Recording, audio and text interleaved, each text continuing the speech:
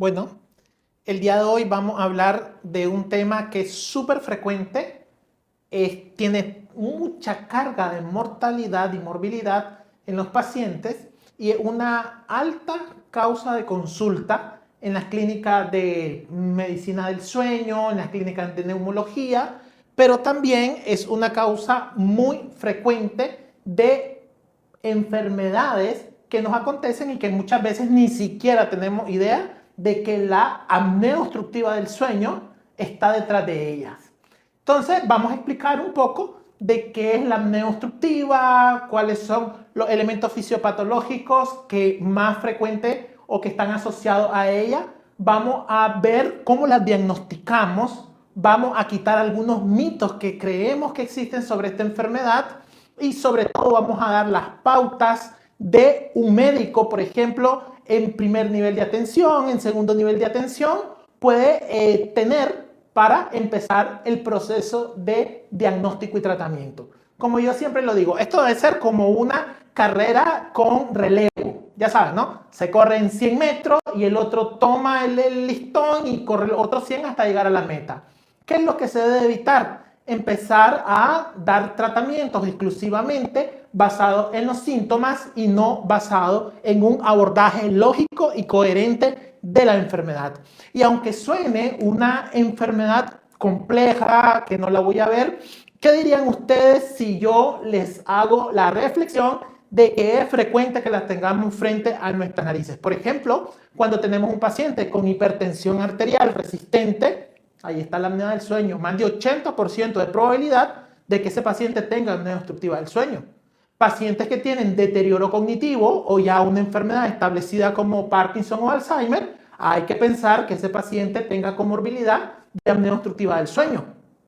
Los infartos agudos al miocardio, un paciente con cardiopatía isquémica, ya sea que le dio un infarto o inclusive se diagnostica de manera incidental, también hay que pensar en apnea obstructiva del sueño.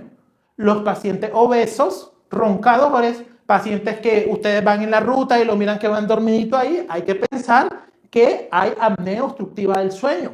Y hoy vamos a ver cómo es este conjunto de síntomas y signos que muchas veces nos gritan, así como que anda el paciente puesto aquí en la frente, tengo apnea obstructiva del sueño y es necesario empezar los abordajes y cuando ya llegamos a un punto, inclusive referirlos. Vamos a ver el tratamiento, veremos que es un poco, digamos, complicado a veces el tratamiento, pero una vez que nosotros hacemos un diagnóstico correcto en los pacientes, créanme, ese paciente les va a agradecer, va a mejorar su calidad de vida y va a reducir la morbimortalidad. Vamos a ver cuáles son las escalas que se utilizan hoy por hoy que nos hacen sospechar esta enfermedad. Entonces, vamos a entrar en materia, apnea obstructiva del sueño. Entonces, el primer punto, el punto quizás más importante y céntrico de esto, es que es una resistencia al flujo aéreo de la vía respiratoria superior. Es decir, el paciente no existe ese flujo normal durante el paciente se encuentra dormido. Y esto es importante. Quiere decir que esto es una patología, una enfermedad del sueño. Del sueño. Pero, curiosamente, no siempre el paciente tiene el motivo de consulta de, doctor, vengo a la consulta porque tengo un problema para dormir. No siempre ocurre. El médico debe de establecer o tratar de establecer una relación entre las enfermedades del paciente con una apnea del sueño que esté detrás de ello. ¿Y qué genera esta apnea? Vamos a tratar de graficarlo. Bueno, entonces el paciente está respirando durante la noche y de repente hace esto. Entonces podemos decir de que esto son los ciclos respiratorios y este es el episodio de cese de la respiración. Cuando este cese de la respiración tiene una duración mayor o igual a 10 segundos, Esto va a generar un fenómeno llamado hipoxia intermitente. ¿Qué quiere decir hipoxia intermitente? Caída de la oxigenación. Esta caída de la oxigenación va a tener muchas consecuencias. Dentro de ella, el efecto que yo le llamo gota roca. Es decir, a lo largo de los meses y de los años que ese paciente va cada noche teniendo múltiples pausas respiratorias, esta hipoxia le va generando daño. ¿Daño a dónde? Daño al cerebro, daño al corazón, daño renal y otros órganos. Entonces, es importante tener en cuenta cómo es el sueño normal, el sueño natural de una persona. Entonces, en el sueño natural o el sueño normal existen diferentes fases que por nomenclatura internacional le hemos llamado o se le ha llamado N1, N2, N3 y sueño REM. El sueño N1 o N2 le podemos decir sueño superficial. Y el sueño N3 y sueño REM, sueño profundo. De hecho, el N3 también se le llama sueño de ondas lentas. ¿Qué quiere decir este de sueño de ondas lentas? Como su nombre lo dice, es una etapa del sueño en donde las ondas cerebrales pasan de ser así en el despierto a ser así. Cuando nosotros realizamos estudios de sueño, entonces diferenciamos por frecuencia en hercios. Por ejemplo, un paciente despierto con los ojos cerrados va a tener una frecuencia en hercios entre 8 a 12 ciclos por segundo. Y un paciente cuando está en sueño de ondas lentas, la frecuencia puede llegar a ser de 3 hercios. Es decir, al igual que el corazón, la frecuencia cerebral, que principalmente es denotada por las regiones posteriores, pero en el sueño N3, todo el cerebro se torna lento. ¿Cuál es la función de esta lentitud? Es una función restauradora. Pónganse a pensar en algo. El cerebro, al igual que el corazón y los órganos, trabajan 24/7. Deben de tener un momento de descanso, de reparación. Y es en el sueño de ondas lentas cuando logramos esto. Este sueño, que es restaurador, en esta etapa del sueño, se activa un sistema. Este sistema se llama flujo linfático. Para los médicos harán una analogía con el flujo linfático que existe en el cuerpo. El sistema linfático es un sistema de depuración corporal. Sin embargo, el sistema nervioso no tiene flujo linfático. Pero sí se describió aproximadamente por ahí en el 2010 que había un flujo que se llama flujo linfático, que es un sistema depurador. Es decir, es un sistema limpiador. Es un tren de aseo que pasa limpiando todas las proteínas de desecho que nosotros hemos producido a lo largo del día. Hablando de proteínas, ¿cuáles son de las principales proteínas que se limpian o que se eliminan del cerebro durante esta fase? Entonces, existen 3 proteínas muy importantes que las vamos a mencionar acá. Una proteína es la beta-amiloide. Otra proteína es la proteína tau. Y la otra es la proteína alfa-sinucleína. Doctor, pero esos nombres están todos raros, tan difíciles. ¿De qué nos sirve a nosotros como médicos o como pacientes saber de esto? Ahorita que les diga en qué están implicadas estas proteínas, ustedes van a decir, ah, qué interesante. La proteína beta-amiloide está implicada en la enfermedad de Alzheimer. Y estas 2 proteínas están implicadas en la enfermedad de Parkinson y otros parkinsonismos. Ahora pensemos en algo. Cuando nosotros ya pasamos de este término complejo a esto que todo el mundo ha escuchado hablar de la enfermedad de Alzheimer, desde que la describió el profesor Alois Alzheimer allá en 1903, y de la enfermedad de Parkinson que la describió el doctor James Parkinson en 1817, ya nos damos cuenta la importancia que tiene que tengamos esta etapa de sueño. En otras palabras, si nosotros no tenemos la etapa de sueño N3, no se activa el flujo linfático.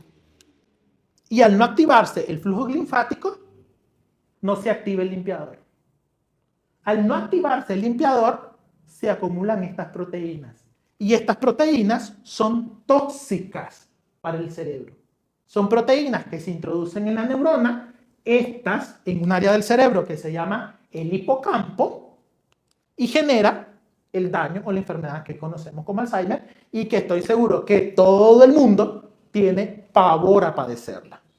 Y la otra enfermedad es el Parkinson o parkinsonismo, que es acumulación de estas proteínas llamadas alfa-sinucleína en una área del cerebro, que es la sustancia negra, que se encarga de producción de dopamina. Pero como las neuronas están, por así decirlo, infectadas, aunque quiero aclarar que en un término de afectación e infiltración, no de infección, están, digamos, colonizadas, para darme a explicar mejor, en este tipo de células. Estas células mueren por estas proteínas tóxicas. Al morirse, ya no producen la dopamina. Y el Parkinson no es más que deficiencia de dopamina. Doctor, ¿quiere decir que la apnea del sueño per se, es decir, por sí misma, puede producir este tipo de enfermedades? No. Este tipo de enfermedades siempre tienen, digamos, una connotación multifactorial. ¿Qué quiere decir multifactorial? Que es más de un factor. Hay muchas asociaciones genéticas en la enfermedad de Alzheimer y hay muchas asociaciones genéticas en la enfermedad de Parkinson. Pero si ya una persona tiene la predisposición genética y encima tiene la apnea del sueño que no le permite limpiar las proteínas, pues la probabilidad es que vaya a desarrollar la enfermedad a través de los años. Pero esto también nos dice otra cosa, Nos dice que todo paciente que está diagnosticado por enfermedad de Alzheimer o con enfermedad de Alzheimer o con Parkinson debería de investigársele apnea del sueño. Ahora, no solamente la apnea del sueño puede encontrarse en los pacientes con estas enfermedades neurodegenerativas, sino que hay muchas otras enfermedades del sueño que pueden concomitar. Sin embargo, siempre debe de pensarse en la apnea del sueño. Doctor, ¿pero solamente enfermedades neurodegenerativas se asocian a la apnea del sueño o hay otras enfermedades? No, sigamos. El hecho de que un paciente tenga apnea obstructiva del sueño va a generar, y aquí pongan mucha atención, en la medida que se va profundizando la noche, va llegando el sueño N1, el sueño N2, y en este punto la persona se va quedando cada vez más relajada, los músculos están más relajados, etc. Y es en este momento donde principalmente se produce aquel evento que dijimos de la apnea. Entonces, cuando se produce la apnea, ya no sigue avanzando la profundidad del sueño, sino que el paciente o la persona vuelve al sueño superficial. Porque la apnea es más probable que ocurra cuando los músculos están más relajados. Entonces, vuelve a intentar el cerebro a quedarse dormido y cuando vuelve a entrar al N3, vuelve a despertarse. Y así sucesivamente, esta persona pasa toda la noche, generando un fenómeno que nosotros le llamamos WASO en polisomnografía, por sus siglas en inglés, de Wake After Sleep Onset. Son despertares después del sueño. Entonces, de aquí es fácil comprender que estos pacientes no logran entrar al sueño N3 ni al sueño REM. Entonces, esto va a generar muchos despertares. Y estos despertares va a generar un aumento de la actividad simpática. Y simpática no es que sea agradable, ya sabemos que se refiere al sistema nervioso autónomo en la parte simpática, es decir, de la huida, del alertamiento, del despertar. Entonces, ¿qué pasa cuando hay un aumento de la actividad simpática? Pues sencillamente, recuérdense que la presión arterial va a aumentar. Es decir, si tenemos actividad simpática aumentada, la presión arterial va a aumentarse. La frecuencia cardíaca va a aumentarse. Y ahora vámonos otra vez a la lógica. En esta etapa de sueño, que es etapa de restauración, ¿cómo debería de estar la frecuencia cardíaca?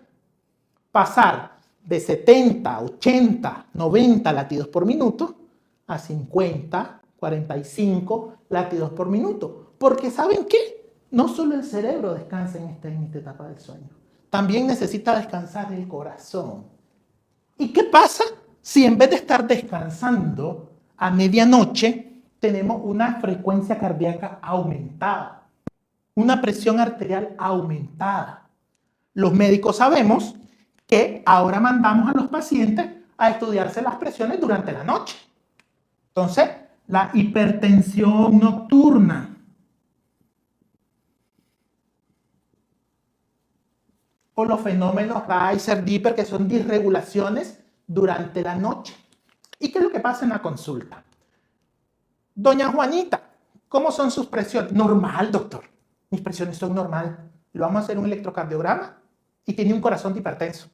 Los médicos ya saben que me refiero a que un eje desviado hacia la izquierda, engrosamiento de las paredes del ventrículo izquierdo, porque ese corazón se está enfrentando a presiones altas. Pero doctor, cada que voy al médico, cada que voy al centro de salud, las presiones están normales. ¿Por qué creen que? Porque las presiones se le están subiendo durante la noche. ¿Y quién se va a las 3 de la mañana a tomarle la presión arterial a un paciente? Nadie. Entonces le realizamos los holters de presión arterial, que todos los médicos lo sabemos, el aparatito que se pone, hace 90 mediciones en 24 horas y nos salen las gráficas que el paciente pasa con 110/70 todo el día, llega a las 8 de la noche y comienza a subirse la presión arterial. Y pasa en rojo toda la noche. Y aquí voy a ser crítico con nosotros los médicos. Tómese un amlodipino a las 6 de la tarde. Es cierto, el amlodipino no estoy diciendo que no, va a ayudar a que la presión baje, pero no está resolviendo el problema.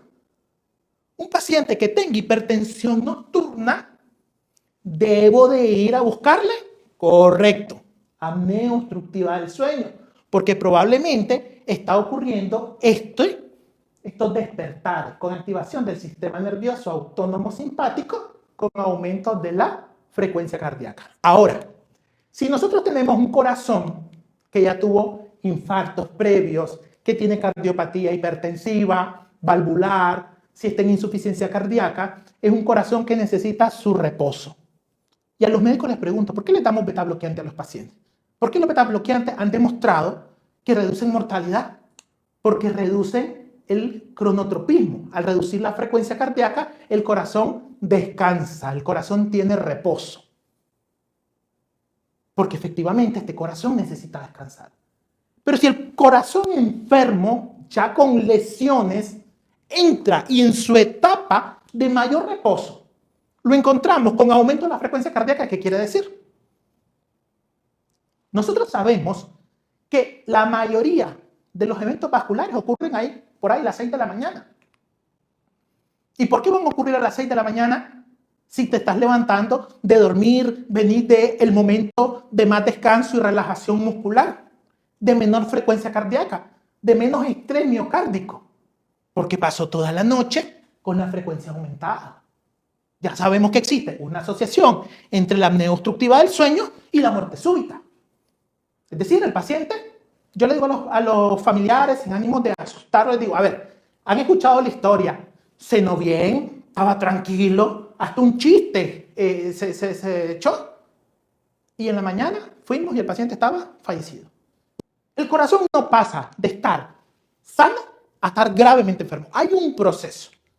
Y en el proceso está la apnea obstructiva del sueño en muchísimos casos.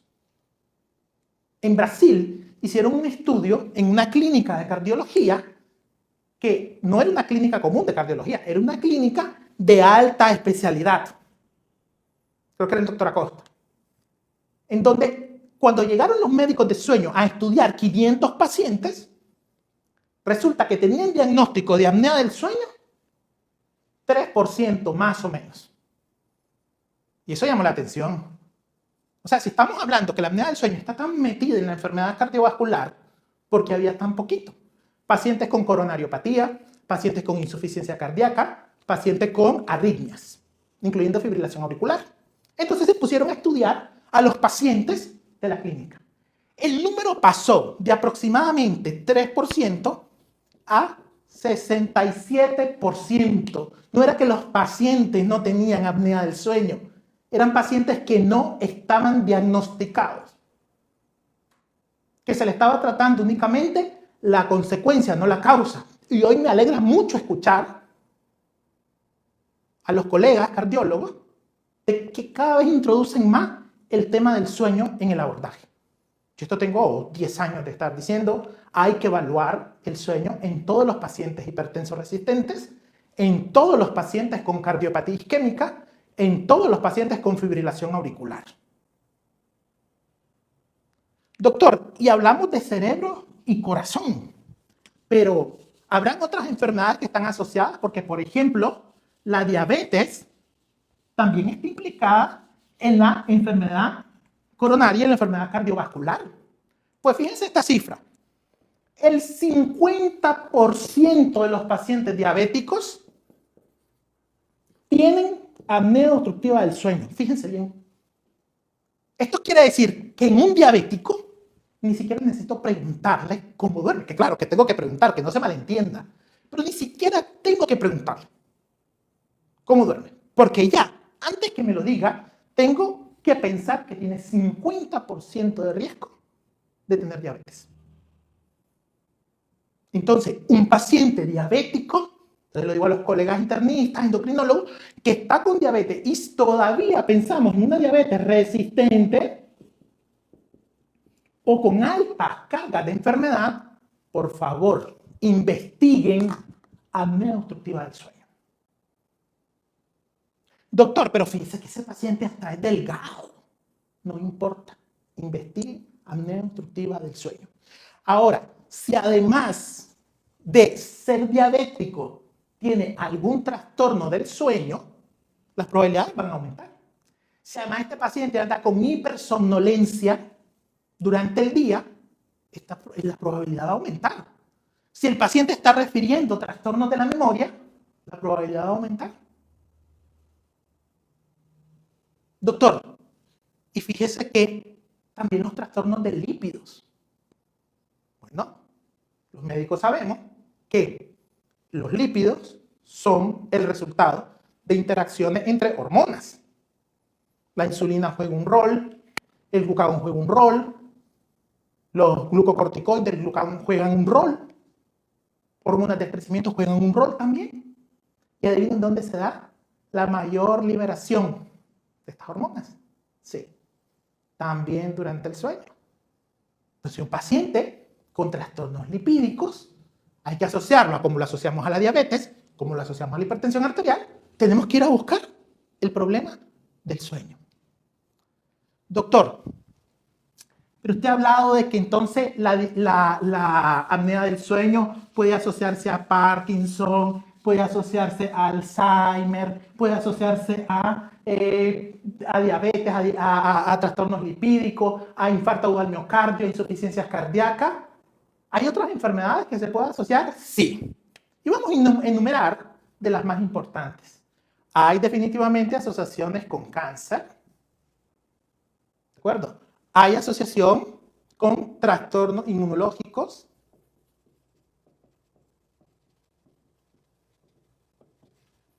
Hay en los niños, que las causas en los niños son diferentes, pero también hay retraso o restricción del crecimiento en los niños. Y esto es bien interesante, ¿eh? ¿Por qué? ¿Adivinen qué? el pico de liberación de hormona del crecimiento se da efectivamente durante la noche, en el sueño profundo. ¿Qué pasa si este niño no está durmiendo bien? No se da la liberación de la hormona del crecimiento y los niños van a tener problemas en las tallas.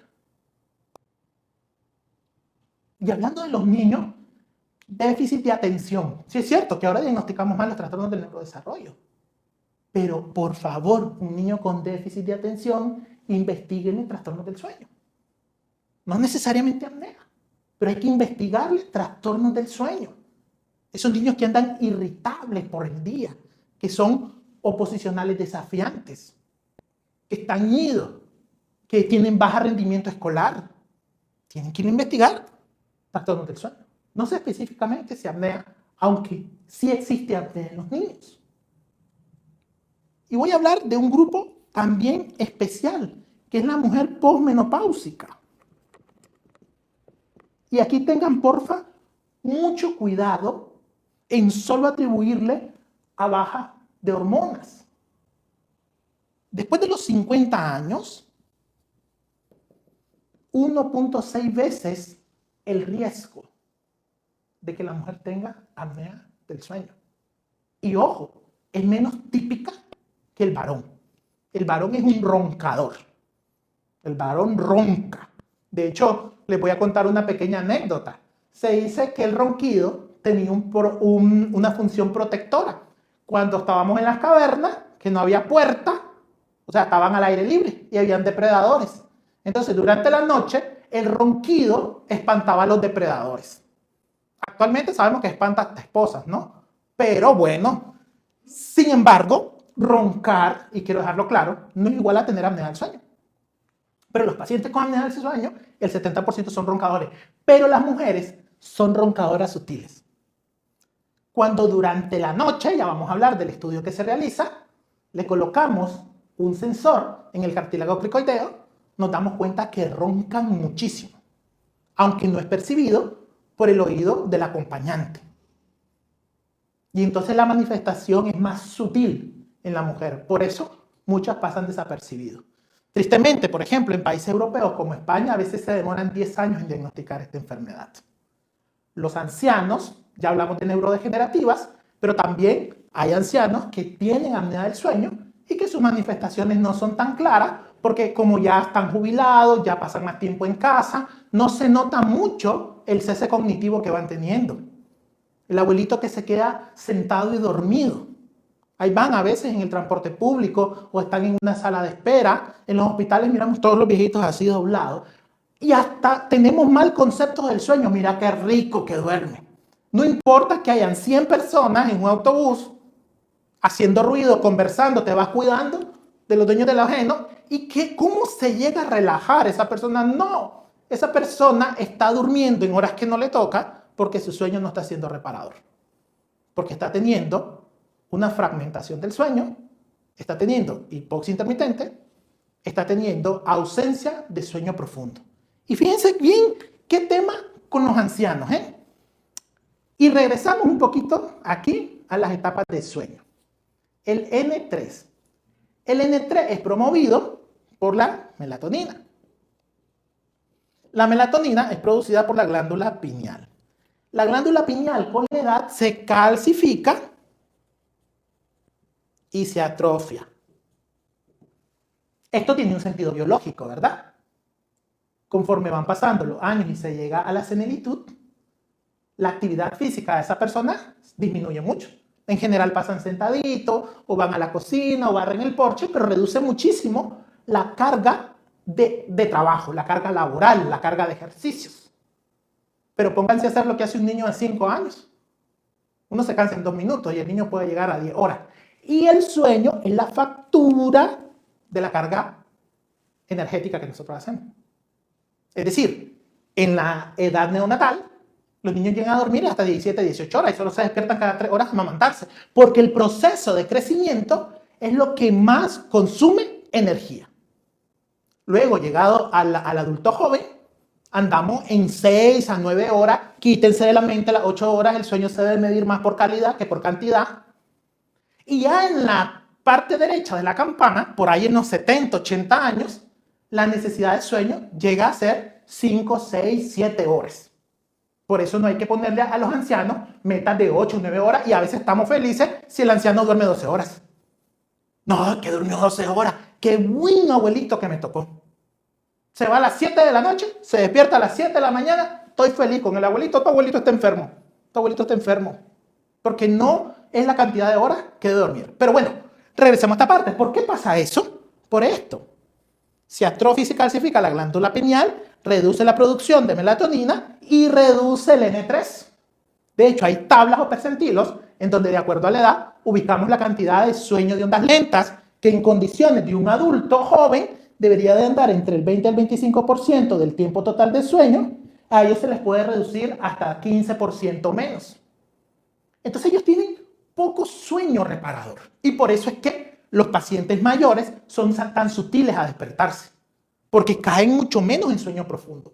Pero si a esta reducción fisiológica, natural, se le reduce el N3 aún más porque tiene apnea obstructiva del sueño, cuando nosotros hacemos estudios, hay pacientes que tienen 0 de N3. Literal, no tienen sueño reparador. Y luego, ay doctor, le traigo aquí a mi mamá. Viera que mi mamá vive achacosa, vive con dolores, se marea, se cae, cada vez se le olvidan más las cosas. Mire, la estoy llevando al cardiólogo, internista, gastroenterólogo, torrino, esto, porque tiene todas las plagas de Egipto, sin investigarle el sueño. Después seguimos evaluando al paciente. Y no digo que no hay que llevarlo, hay que evaluarse. A esa edad hay que llevarlo a evaluar a todos. Pero, sobre todo, sueño. Porque los ancianos entran en un grupo atípico de las manifestaciones clínicas. Quiero tocar ese tema, otro tema, que está muy de moda. La obesidad. Ah, no, pues sí, al gimnasio vamos. Ese TikTok está, pero que llenísimo. Selfie, haciendo ejercicio.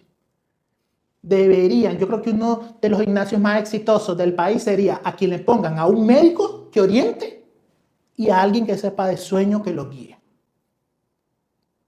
Más que un coach que te diga cuánto peso, hace mejor peso natural y no te pongas tanto peso en el cuello, como entre paréntesis, que te enseñen a dormir. Un especialista que integre en una mini clínica. Porque con solo dormir bien se puede reducir el índice de masa corporal. Por cada hora de sueño puede haber hasta 1,25 de reducción de índice de masa corporal. Por cada hora de sueño reparador. Es decir, no durmas bien, no dormís bien, no pidas bajar de peso. O al menos no pidas bajar de peso tan fácil. Que es en la consulta. Doctor, es que por más que voy al gimnasio, no bajo de peso. Mire, fíjese que ya me quité el fresco, el arroz, el pan, la tortilla, la rosquilla y vengo con 3 kilos más. ¿Qué cree usted? La tiroides. La tiroides está más normalita que mandada a hacer. ¿Cómo dormir? Ay, no, doctor, ahí sí. Paso toda la noche sin dormir, etcétera, etcétera. Entonces, ahí también quiero preguntar a las personas que no bajan de peso. ¿Cómo duermen y si están teniendo apnea obstructiva del sueño?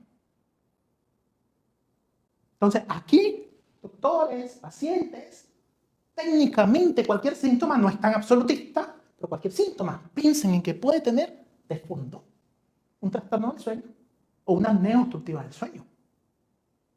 Llegados a este punto, bueno, doctor, ya comprendimos, la persona hace pausas respiratorias, se empiezan a dañar los órganos por la hipoxia y por los radicales libres y por el proceso de daño a la barrera hematoencefálica, por alteraciones en la sinapsis, por alteración del sistema nervioso autónomo.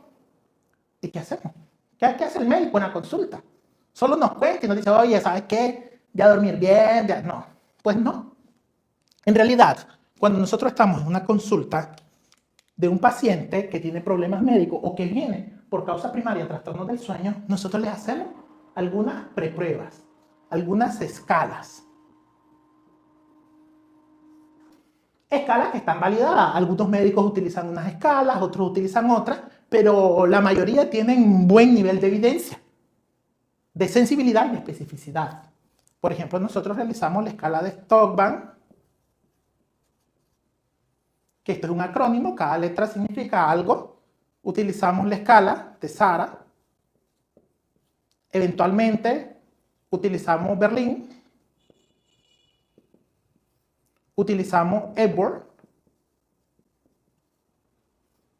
Medidas antropométricas como el Mallampati y el Friedman.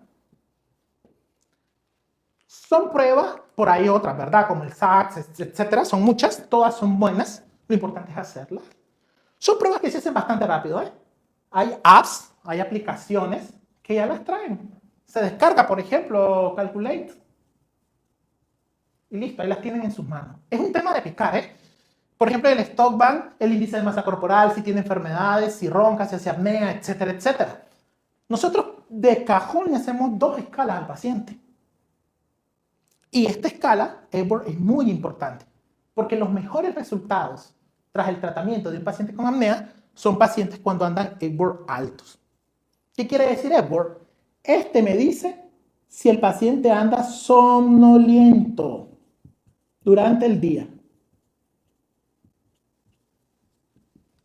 Es decir, si tiene más de 10, mayor o igual de 10, ese paciente está durmiendo mal probablemente. Doctor, yo duermo 10 horas. Sí, pero tener 10 de Epworth. 10 por 10, 100% de probabilidades que estás durmiendo mal. Pero doctor, es que yo estoy durmiendo 10 horas. Sí, pero es que el sueño no se mide en número de horas. El sueño se mide en calidad, en profundidad, en reparación, en tiempo, con adecuado ambiente. Conforme pasa la edad, cada vez va siendo más vulnerable a dormir mal. Entonces, el Epworth es una escala que igual está en apps. Tiki, tiki, tiki, tiki, picamos. La realizamos aproximadamente en dependencia del nivel de comprensión del paciente. La podemos aplicar en unos 5 minutos y te da una información valiosa. Aunque se ven nombres complejos, el Mallampati es decirle al paciente que abra la boca y miramos si la lengua le ocluye la faringe. Si despierto la lengua le ocluye la faringe, es decir, le tapa la vía respiratoria, imagínense en la noche que todos los músculos se relajan y la lengua se va para atrás. Queda toda tapada la vía respiratoria, que acuérdense que es uno de los ejes céntricos en la apnea obstructiva del sueño en los adultos. Luego tenemos que hacerle invariablemente el estudio metabólico del paciente. Si el paciente tiene alteraciones metabólicas, que está con grasa alrededor de la faringe, con grasa en los músculos, todo eso tapa, obstruye. Por eso la reducción de peso debe ser un tema céntrico. Pero aquí quiero decirle algo. Y es algo muchas veces que el médico se equivoca. Fíjense este número. El 25% de los pacientes con apnea no son obesos. O sea que si el paciente viene diabético, hipertenso, dislipidémico y no es obeso, pues tiene riesgo también. Hay que buscarle la apnea. Entonces, con estas escalas que deben de ser obligadas en todo paciente con enfermedades crónicas, nos dan información muy valiosa, demasiado valiosa. Imagínense, por decirle algo, si el paciente tiene 11 puntos en SARA, tiene 87% de probabilidad de tener la enfermedad. Y eso lo hacemos en la consulta, ¿eh? Con el paciente sentado enfrente, solo le hacemos 5 preguntas y listo. Mire, tiene riesgo de apnea. Pero estas escalas nos dan riesgo. Y riesgo no es enfermedad, no es daño, es probabilidad de daño. Entonces, si un paciente tiene alta probabilidad, yo necesito ir al siguiente paso, que son estudios paraclínicos o estudios diagnósticos, además de los metabólicos. Si el paciente tiene demasiados datos de apnea, tengo que ir a revisarle el electrocardiograma. Y se asustarían los hallazgos que nosotros encontramos que el paciente ni idea tenía. Corazón crecido, arritmia cardíaca o a veces que ya le dio un infarto y ni cuenta se dio. Porque no todos los infartos es como sale en la película, que te duele y te caes. Los médicos me van a comprender esto. Muchas veces no te diste cuenta. Y ya estás con una cardiopatía isquémica. Todos esos pacientes exigidamente le tenemos que hacer todas las escalas. En la clínica tenemos una plantilla vengo por un muñero, te voy a hacer las escalas. Porque muchas veces el paciente no viene diciendo, no puedo dormir. A veces el paciente, peor aún, cree que viene durmiendo muy bien y en realidad está durmiendo muy mal. Ya les dije este ejemplo, mientras más duerme la gente cree que está durmiendo mejor. Y si estás teniendo demasiada necesidad de sueño, es porque el sueño que estás viviendo no te está dando la reparación. Nosotros no somos búhos. Yo sé que alguien va a decir ahí, doctor, pero mire que en Japón, que los chinos les dan horas, en principio hay que ver las jornadas laborales de ellos. Hay enfermedades como la narcolepsia, que si les gusta, déjenme en los comentarios, después podemos hablar de ella. Que suena estratosférico, uy, narcolepsia, eso va a hacer que nunca lo vemos. Y ahí les cuento también que muchas veces podemos haber estado frente a un paciente narcoléptico y se nos pasó de noche. Pero ya les dije, dejen en el comentario y tocamos el tema. Entonces, las pruebas deben de ser obligatorias. Pacientes, digan, oye, el doctor me dijo ahí del TikTok de que me hicieran estas pruebas ahí, si yo ando esto y esto. Y así presionamos, nos presionan los pacientes de que lo hagamos cada día mejor. Bien, para hacer estas escalas, ya les digo que hay que hacer varias cosas, medirle el cuello al paciente, medirle la presión, revisar detalladamente su historial clínico y hacerle una serie, porque tampoco es que solo sentaditos se tocan. Por ejemplo, te va a pedir un dato, como por ejemplo la circunferencia de cuello. Tienes que levantarte a medirle la circunferencia de cuello. El índice de masa, tienes que pesarlo y tallarlo para ver el índice de masa. El historial médico, tienes que ir a hacer todo el historial médico típico, pero detallado y exhaustivo. Llegamos a este punto. Doc, ¿esto quién lo debe hacer? Yo necesito irme a hacer un diplomado, una maestría, una especialidad. No, chicos, no. Esto lo debe hacer el médico de primer contacto, el médico del segundo, del tema que hablamos en el último podcast, que es más controversial. Esto sí yo lo insto. Yo vengo feliz cuando ya miro que hacen la escala y digo, seguro le influyó. Ok, métodos diagnósticos.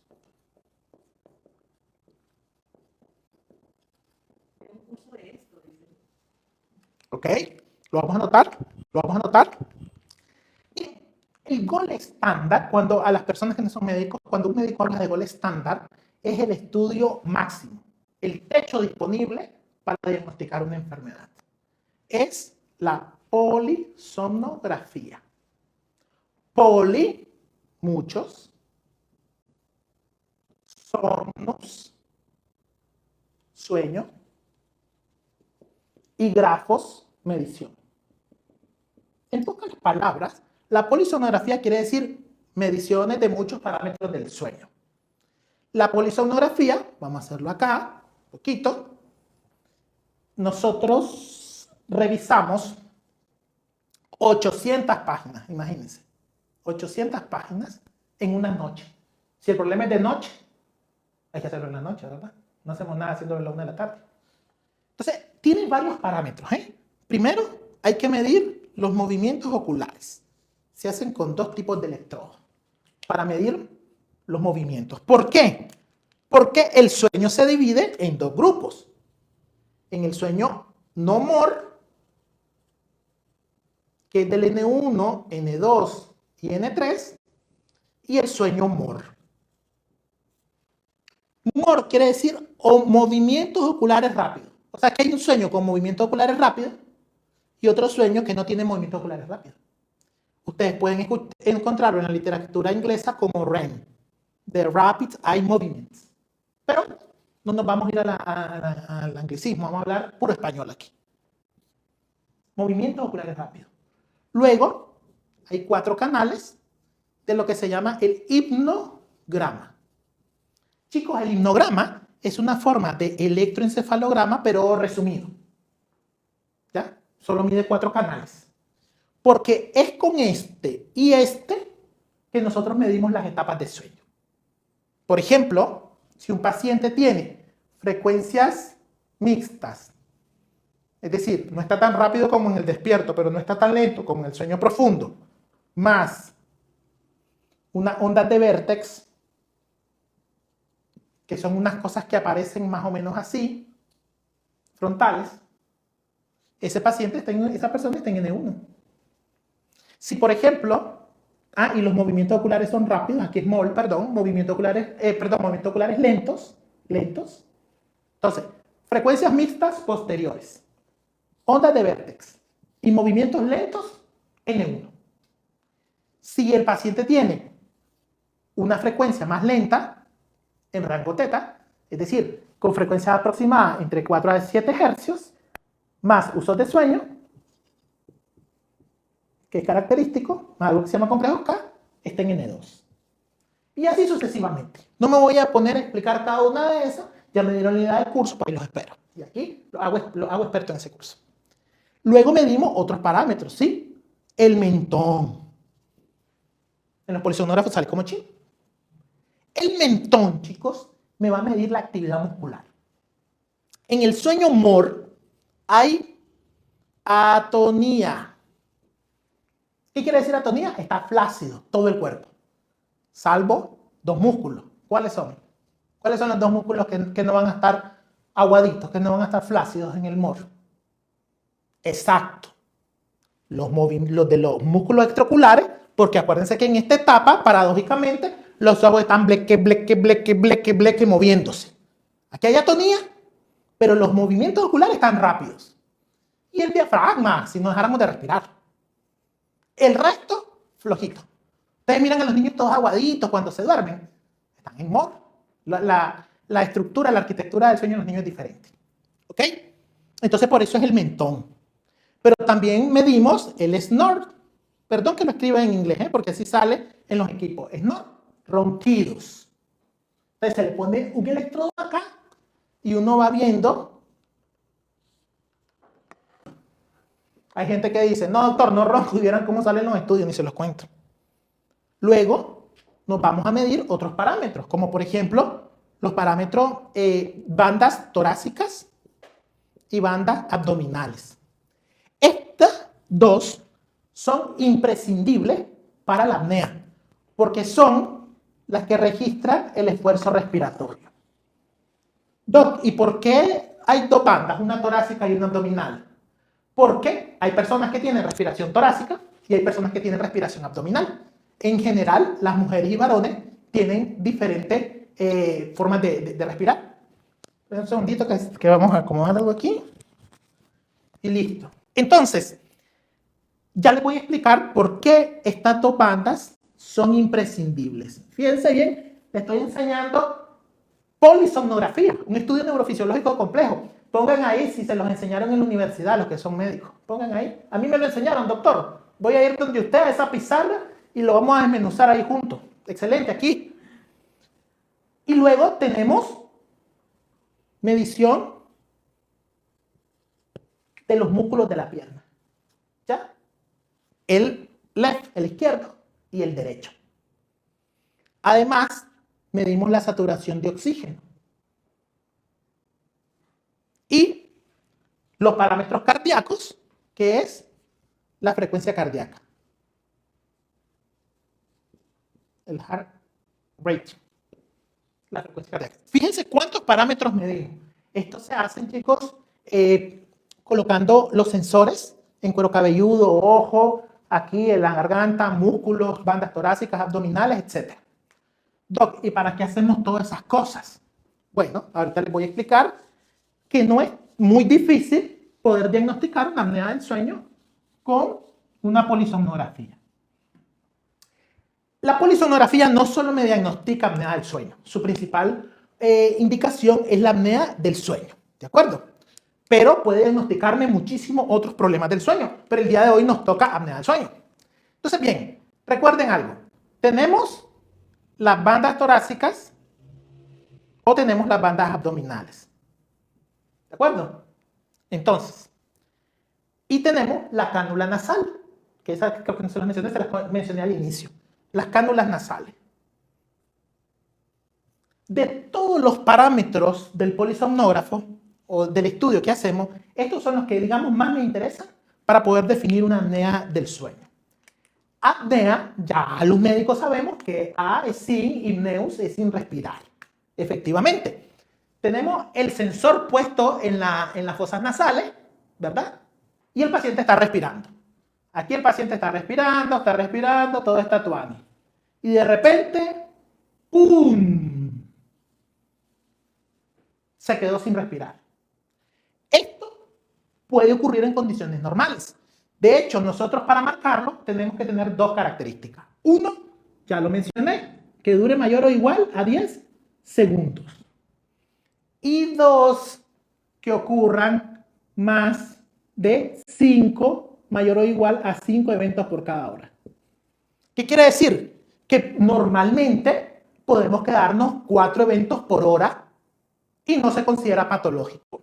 Aquí quiero dar unos entre paréntesis, porque es un número arbitrario, es muy cuestionado en las sociedades, pero es un número más por consenso. Y ojo, yo he mandado a tratamientos a pacientes con 4 porque debe de analizarse en un contexto clínico, no con un número absoluto. Decía un maestro que yo le escuché una conferencia de sueño, decía, no, los pacientes no son un número ni son una escala. Las escalas solo te dan una idea. Pero sigamos en la explicación. Entonces, cuando el paciente tiene la apnea, esto recuerde que durante el estudio de polisomnografía, esto no es despierto. Nadie se queda sin respirar despierto. Esto es en el estudio de la polisomnografía. Entonces, inmediatamente, chicos, casi por reflejos, uno tiene que ir a ver las bandas torácicas y las bandas abdominales. Puede ser una u otra. O sea, no tienen que ser las dos porque, como ya dije, depende del tipo de respiración que tenga el paciente. Entonces, hagamos la banda torácica. La banda torácica también está aquí, está representando la expansión y la relajación del tórax. La amplexación, la ampliación y la amplexación torácica, dicho en términos técnicos, pues que se sube y que se baja el tórax. De repente, el paciente tuvo un cese respiratorio y yo inmediatamente voy a ver la banda torácico-abdominal, la que esté alterada. Y yo empiezo a ver que sucede esto. Aumentó la amplitud. Fíjense bien. Duró 10 segundos y el paciente hizo un mayor esfuerzo torácico. ¿Por qué? Porque esta apnea fue resultado de un cese por resistencia de la vía aérea. Y entonces el cerebro, el bulbo, manda la información. Tórax, respira. Tórax, respira. Y comienza a hacer una lucha y a respirar más para hacer como un efecto de vencer una válvula y que el paciente y que se pueda respirar. Entonces, por eso es que hay un aumento del esfuerzo torácico. Cuando muchas veces en el estudio no lo vemos como una línea recta, eso es esquemático. En el estudio podemos ver que existe cierta onda, pero si se redujo mayor o igual al 90% de la amplitud, es decir, si esta amplitud era de 10, por decir cualquier número, y ahora esta amplitud la tiene de 9, en esta onda, se redujo un 90%, y el paciente presentó un aumento del esfuerzo respiratorio, eso se llama apnea obstructiva. Y se marca como un evento. Esto suele acompañarse, como ya lo mencionamos en el electroencefalograma, viene la actividad del paciente aquí y de repente hace esto, la actividad cerebral. Y esto es un alertamiento o arousal. Obviamente, el cerebro, obviamente el paciente quedó sin respirar y el cerebro se activó. Y sumado esto es lo que nos da los guasos. ¿Se acuerdan? Estos despertares que ocurren durante la noche. Y así es como las diagnosticamos. 800 páginas revisando cada una de estas. Pero quiero explicarle otra cosa. Cuando se reunieron, dijeron, bueno, mira, hay pacientes que están bien mal y no hacen tanta apnea, pero la saturación se les cae. Y entonces se acuñó el término de hipopnea. Y vamos a ver qué es una hipopnea. Entonces, chicos, la hipopnea. Vamos a la hipopnea. En la hipopnea pasa un fenómeno diferente. El paciente ya no se queda completamente con un 90%. Aquí el paciente hace una reducción del 30%. Pero, acuerden que les dije que había un saturómetro puesto durante la noche. Entonces, cuando pasa este fenómeno, inmediatamente uno va a revisar la saturación. ¿De acuerdo? Entonces, si la saturación cayó el 3% durante el evento, vamos a ponerlo acá, 3% durante el evento, la saturación cayó, vamos a darlo en ejemplo, el paciente venía saturando, vamos a ponerlo en ejemplo, 100, 100, 100, pocas veces de 100, pero es para explicarlo, 100, y ¡pum! Durante el evento marcó 97%. Fíjense bien, chicos, entonces llegó a 97%. Se llama hipopnea. Es lo mismo en términos fisiopatológicos que apnea. No se desaturó, no se aplanó totalmente la gráfica de respiración, pero la saturación cayó. ¿Cómo podemos traducir eso? En la apnea no importa si no se cayó la saturación. Si se aplanó más del 90% es apnea obstructiva, listo. En hipopnea no se cayó a 0 o a menos de 10% la respiración, pero se desaturó. Quiere decir que tuvo más consecuencias fisiopatológicas. Igual suele acompañarse de despertares en el electroencefalograma. Ahora, dijeron, hay pacientes que no cumplen con apnea, con criterio de apnea obstructiva, ni tampoco hipopnea, pero se andan despertando. Y entonces surge un fenómeno que se llama RERAS, que son esfuerzos respiratorios después de un arousal, que también tiene criterios. Dicho esto, que yo sé que es un poquito complejo, pero hay que comprender el mecanismo, los estudios se reportan como RERAS. Índice de apnea, hipopnea, RERAS. Todos tienen el mismo valor y este conjunto de cosas, si está mayor o igual a 5 eventos por hora, se considera positivo. Pero la historia no queda ahí. Estamos a una batería de terminar y tiene 99%. No me importa solo tener a RERAS como tal. Al final es un número. Uno debe evaluar todo esto en el contexto.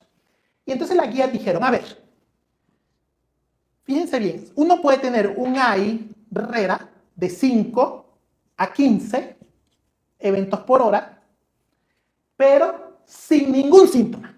Qué raro que ocurra, pero sí puede ocurrir. Yo he tenido pacientes que le mandamos buscando el otro diagnóstico y resultó que tenía 6, 7 eventos por hora.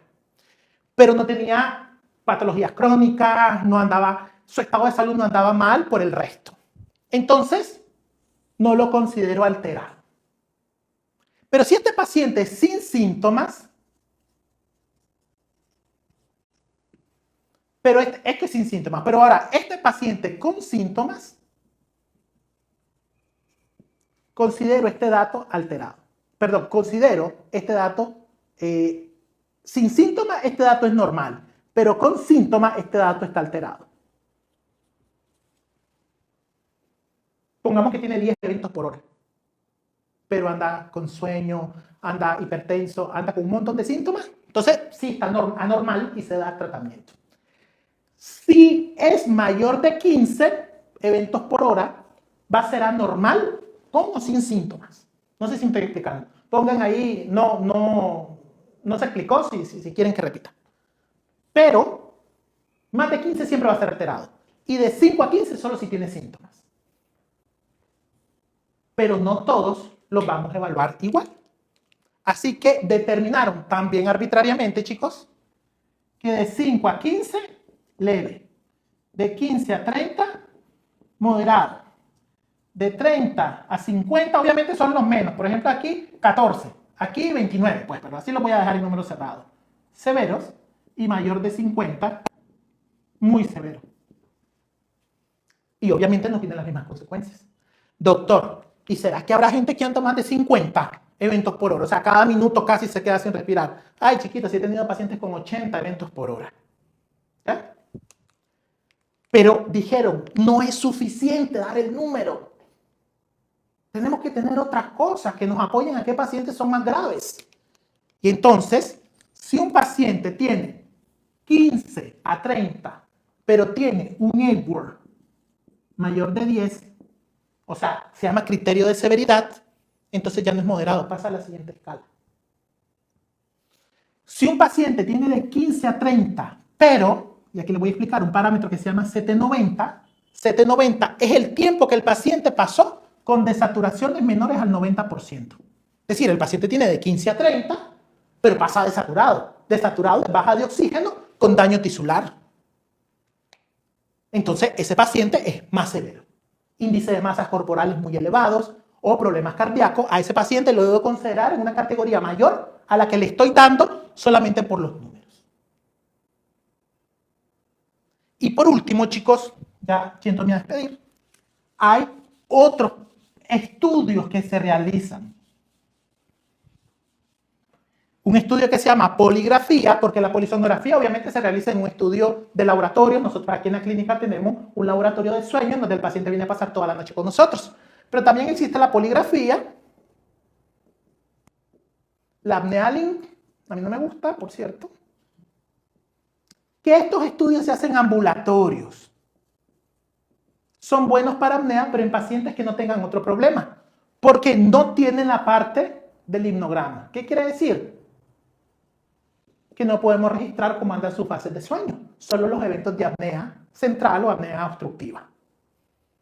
Hay algunos estudios complementarios como la actigrafía, que tiene cerca de un 93% de tener alguna correlación, pero esta solo nos lleva a nivel de sospecha de apnea, no la confirma. Este es un holter o un registro de varios días del sueño, hay diferentes, hay por pulso arterial o por acelerometría. Nosotros en la clínica tenemos por acelerometría. Son como reloj parecido a los Apple Watch, solo que obviamente los Apple Watch no son como para diagnóstico, ¿no? Estos son profesionales.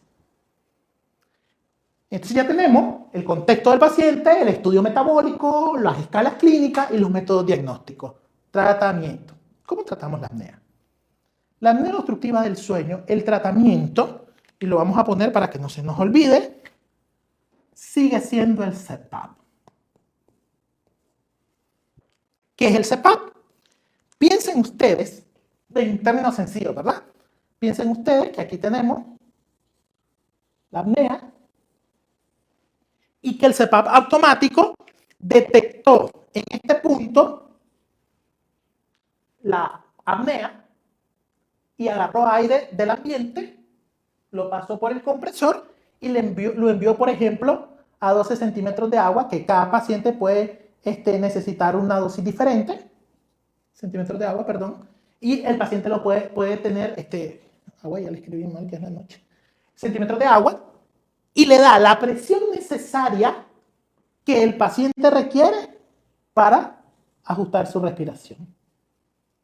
Esa es la presión positiva. El paciente se queda. Ahí entra el CPAP